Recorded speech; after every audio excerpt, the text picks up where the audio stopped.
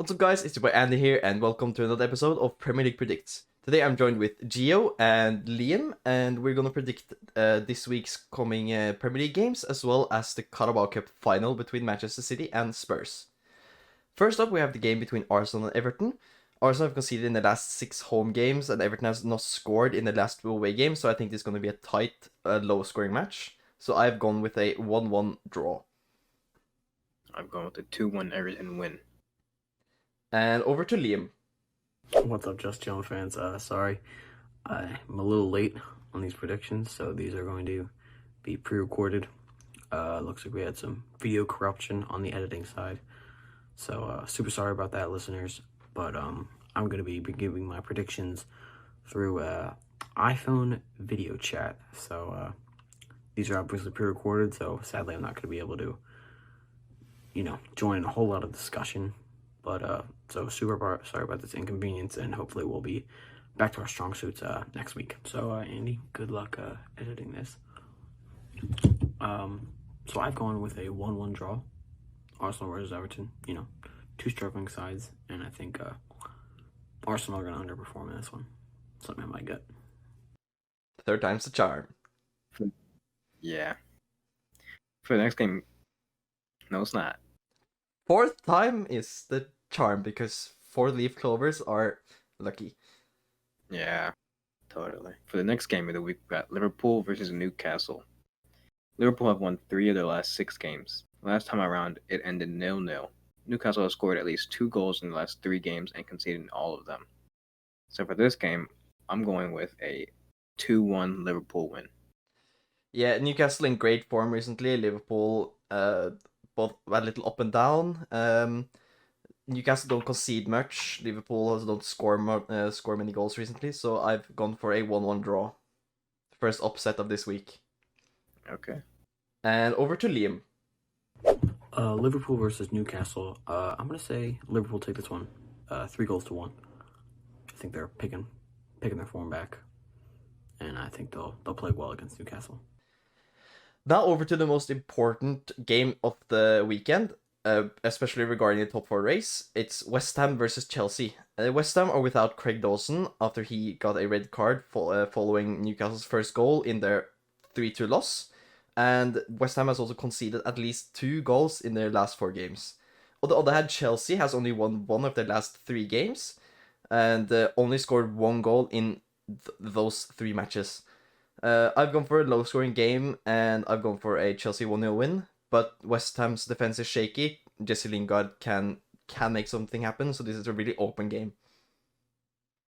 I agree. I've gone with a 2-1 Chelsea win. 2-1 Chelsea win, okay. Let's see what Liam has to say. West Ham versus Chelsea. I've went for something a little interesting. I've said West Ham take this one 2-1. I think Lingard's gonna carry them to the win of the West Ham. All right. Moving on to the next game of the week, we have Sheffield United versus Brighton. Sheffield have only scored once in the last 6, and Brighton have played 2 games, having both ended 0-0 draws. I'm going with a 1-0 Brighton win. This is gonna be a boring match. Brighton have kept clean sheets in the last 2 games at least, and Sheffield hasn't scored in like 5 games or something. So I'm going for a 0-0 draw. It's gonna be a boring game. Brighton will probably create some chances because they could be fun to watch sometimes. I mean, I enjoyed Brighton more than Chelsea in our last or in the match on Tuesday. So it could go both ways, why not? But I'm sticking with my gut and going with a 0-0 draw. Over to Liam. Sheffield playing Brighton. I'm going to give this one a 1-0 win to Brighton after their decent rise in form after their draw with Chelsea. Next up, we have a sort of bottom league table clash. Wolves versus Burnley. Last time around, Wolves lost 2-1 to Burnley, and Wolves are actually on the up, though. They have scored 4 goals in the last 3 games, and Burnley have scored in the last 6, but not kept a clean sheet for 7. So I'm thinking both teams will score, But since I believe both teams are really solid at defending, I'm just going to stick with my gut and go with a 1-1 draw. I agree. I also going with 1-1. Let's hear if Liam also agrees. Wolves versus Burnley. I've gone with a 0-0, boring and eventless draw. Moving on to arguably the best game of the week. This is going to be the Leeds best. versus Man United. Now, last time they played, Man United defeated them 6-2. Leeds had just beaten City and drawn to Liverpool, which is not bad. United has scored at least 2 in their last 5 games, but can Leeds overcome United like they did against City? This time around, I'm going with a 3-1 win for Manchester United. Not bad, not bad. Yeah, Leeds have scored 3 goals in their last 2 games, one against Liverpool, 2 against City. They were probably the better team against Liverpool, at least in the second half. And against City, they were. It was more City's lack of attacking power that led to Leeds getting a counter-attacking scoring. Also a solid defensive performance. I'm not gonna leave that out. I don't think it's gonna end like a 6-2 again. I'm thinking this is gonna be a much closer game. Both Man United and Leeds are very fun to watch at the moment, so this is probably gonna be the most enjoyable match this weekend. But I'm going with a 2-2 draw. Let's see what Liam has to say. Leeds versus United. Obviously, two very attacking sides, so this could definitely go either way. In their last matchup, United destroyed Leeds, but I think it's going to be a little bit closer. I think United will still edge this in a 2-1 win. Moving on, we have Aston Villa versus West Brom. Villa just lost to City like a couple hours ago, and Liverpool the week before. So they had 2 tough opponents, and they couldn't do what Leeds did. West Brom, on the other hand, has just beaten Chelsea and Southampton with both games with a 3-goal advantage, and they're yet to play Leicester this weekend, or this game week, sorry. So we'll see what they do there, but let's see if West Brom can carry their current good form. I'm still gonna go with a Villa 2-1 win, because I think even though they didn't get the best results against neither Liverpool nor City, I believe they played very well after watching both games. So I'm gonna go with a 2-1 Villa win. Yeah, I'm going with a 2-0 Villa win. That's fair. I had a 2-0 Villa win, and then I just changed to a 2-1 just because I think Big Sam's gonna get a goal. Moving on, or let's see what Liam has to say.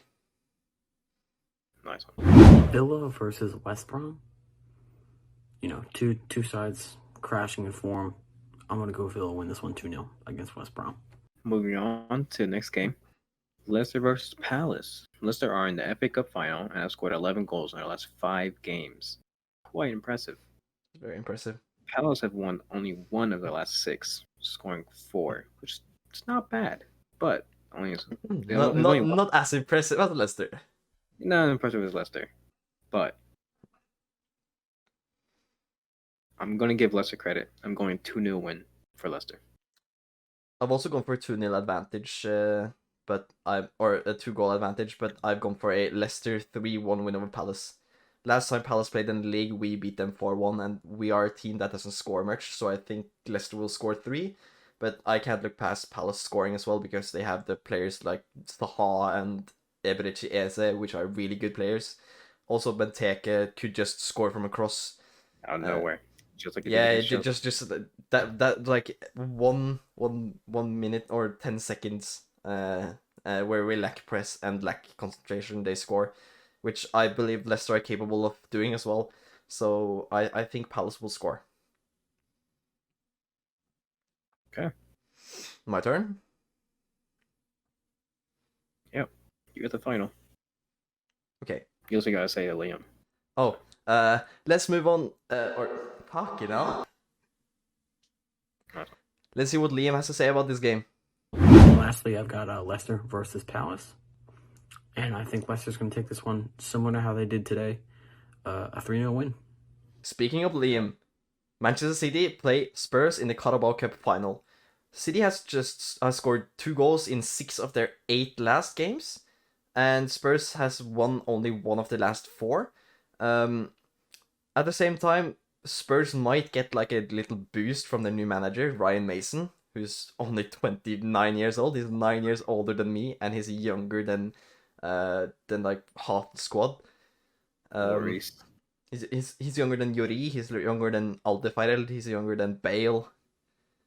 It's crazy. He came up to the academy together with Harry Kane. It's actually crazy. Manchester City are in like a up and down form. They lost to both Leeds and us, and beat Dortmund and Villa in their last 4 games. They scored a lot of goals. They created a lot of good chances. They look like a solid team at the moment, and therefore I've gone with a 2-1 Man City win.